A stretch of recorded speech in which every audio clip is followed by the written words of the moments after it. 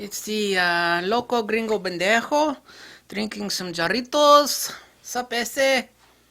Uh, Sup, ese? Uh, um, I sometimes get some of my best inspiration from some of the dumbest things said, and I was rolling my eyeballs over a stupid site where Nikon fanboys hang out. And by the way, someone directed me to a video where a Canadian dude was using the new Nikkor 105mm f1.4, and I told you all it sucked fanny. And it does, and at the end of the video, he's like, I'm returning this lens tomorrow.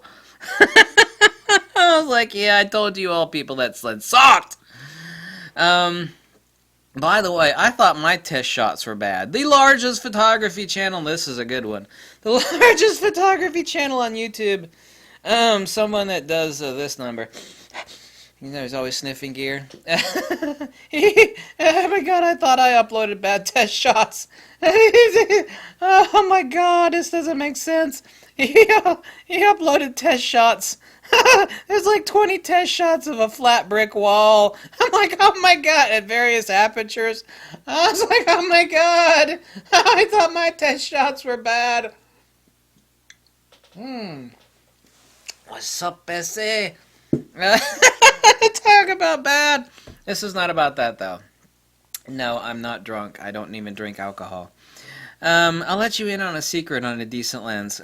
Because I like reading stupid comments because they give me inspirations for videos like this. It's kind of like, you ever know like how stupid teenage girls like see someone that's really popular and it's like, oh my god, like what's her face? Think of somebody popular. Think of some stupid, dumb, idiotic Hollywood scumbag.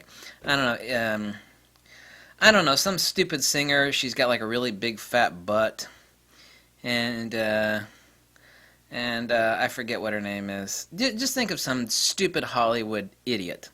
And the dumb teenager's like, oh my god, she's wearing that dress. I'm gonna go buy that. She inspires me. And so anyway, I was saying that this lens, the 105 f1.4, sucks. And by the way, I'm not sponsored by anybody. You know, I don't make a damn dime no matter what anybody buys, used or new. You see, this is interesting. You see, those top 10 photography channels on YouTube, they're all pimping something, and they're connected to whatever it is they're pimping. And this person was saying, well, you know, you don't inspire me. You know, you just your pictures, and I'll roll with that for a bit. What he's saying is that like a Nikon ambassador's photographs inspire him. That's like, well, I'll agree with that. But let's roll back the time clock to about a week and a half ago, when a Nikon ambassador himself was taking images with that lens, and he himself, in his brain, had to have thought, these images flat and they suck. And they did. They sucked. And so what he did is he edited the hell out of them. Sharpness, clarity slider, to make it look like it has a little bit of pop. I mean, they were flatter than a pancake. I mean, they looked like a faded Kodachrome from grandmother's basement. They looked that bad. So even this photographer who's a Nikon ambassador, and there ain't too many Nikon ambassadors, he did that. And then we all caught him on that, and he's like, oh, my bad, you know, I should have mentioned that I heavily Photoshop all my stuff. He's like, yeah, okay, you're backpedaling is what you're doing. So then he uploaded both sets of pictures. It's like, this is the... He didn't say this, but really this is what he's saying. He's like, this is the crap that rolled out of the camera, but this is how I wish this lens rendered. And, well, people, you know, you're no different than, like, if, like, oh, this person's a famous photographer, and he took some great images with this lens. No. No, what he did is he edited the hell out of them. Not meaning this person in specific, this Nikon ambassador, but somebody. You're no different than a teenager that is looking at some sort of stupid pop star. You know, it's like, oh god, I idolize her. I'm gonna buy that purse because that's the purse that she wears. And it's like, oh, this famous photographer's using that lens, and look at this beautiful. I've met a lot of these. I met a lot of these famous photographers back in the day, anyway, and they drop by and they don't know that much about lenses. They could take a crap lens and you know, they could edit the hell out of it and make it look really good, and their composition was great. And a lot of things are about lighting too.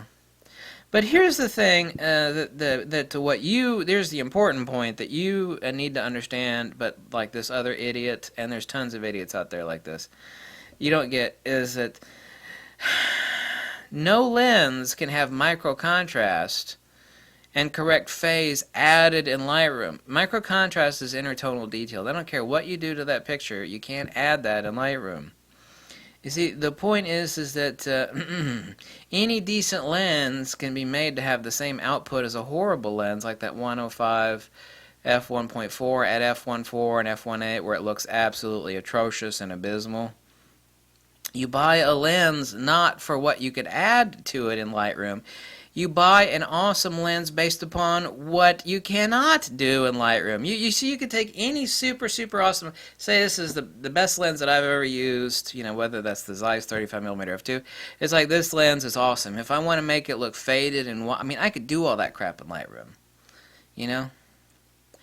I don't buy a lens that is deficient. You want to start with the best, and if you want to make it look faded and washed out, there's all sorts of neat sliders in Lightroom where you can molest that image all to pieces. You can make it look flat and boring and vignetted, and you know, well, you do whatever you want with it.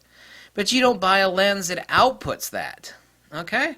That's what this person and so many people don't. It's like, well, look at this person and what he did. You know, he's a famous photographer, and he inspires me. That's why I'm going to buy this expensive piece of crap. Hooray! Well, that makes you no different than a teenager looking at a Hollywood moron. It's like, oh my God, they own that. I'm going to buy that too because they like it and they own it and I idolize them. You know, she's a really good singer and I like her singing. I'm going to buy one because she owns one. You never buy a lens for properties you could add in Lightroom. Well, what is it that people don't get? There are some things, as far as lens attributes, that cannot be added in any software application. They can't be. That three-dimensional intertonal contrast, like, especially if you're doing black and white images, this is vitally important that you have a lens that is really awesome out of camera. Because it doesn't matter how you tweak and mess with it. It's like, why do these specific Zeiss lenses look so frigging awesome in black and white? They're low element count and they have awesome micro contrast. Okay? That's the reason for that. And that stuff cannot be manipulated into a picture on any software application on your damn computer. I don't care whether you like that or not. It is a damn irrefutable fact. Okay, you can do a lot of stuff in Lightroom, but you cannot add intertonal details that weren't there to begin with in the raw file, much less the friggin' JPEG. If you're a JPEG shooter, then you're extremely screwed. You know, you can get by with a lot if you're a RAW shooter, which is why everybody should be shooting RAW. But if you're a JPEG shooter, this is ever more, and I'll back up somebody. If someone says, I'm a JPEG shooter, you know, it's just, you know, the way I shoot. Well, that's fine. If you are a JPEG shooter, then you damn well better make a really good lens choice. Because what you got is basically what you got. There is not a tremendous amount you could do with that. Not like you can with a digital negative, of course, right? Right? Yeah, exactly right. So this is the stupid that has to be talked about, and I just got done talking about it. You start out with awesome, and if you want to make it look awful for compositional, you know, make it look sort of twisted and fat and flat and faded and washed out. I mean, do that crap in software. You don't buy a lens that starts out, you know, it's like, well, this lens itself has an effect. You know, yeah, photography is an art form, but you can make it look like whatever you want. But you can't add in what was not there to begin with. You get what I'm putting out? You know, you feel me, ese? Loco vato? Do you feel me? Do you feel me?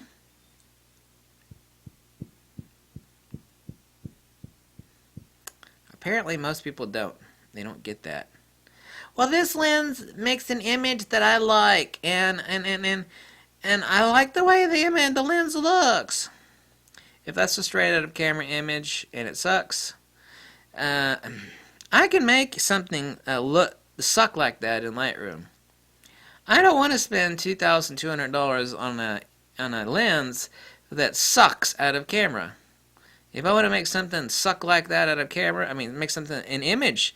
If you want that flat, airy, dreamy sort of penthouse era sort of look, I mean, it looks like you smeared some super thin film of Vaseline on the front filter. You know, you could do that here in the software. You don't buy a lens that does that. You do that on the software application. That is why you don't buy crappy lenses. Well, it's not crappy. It's really expensive. And I just think that you can't afford it. Yeah, exactly. Yeah, I've only got more photography gear than God, and I'm saying that lens sucks because I can't afford it. Yeah. No. No essay. No essay. Pinche vato gringo benderna. I don't know Spanish, right? Thanks for watching. Bye. Oh my god. I cracked myself up.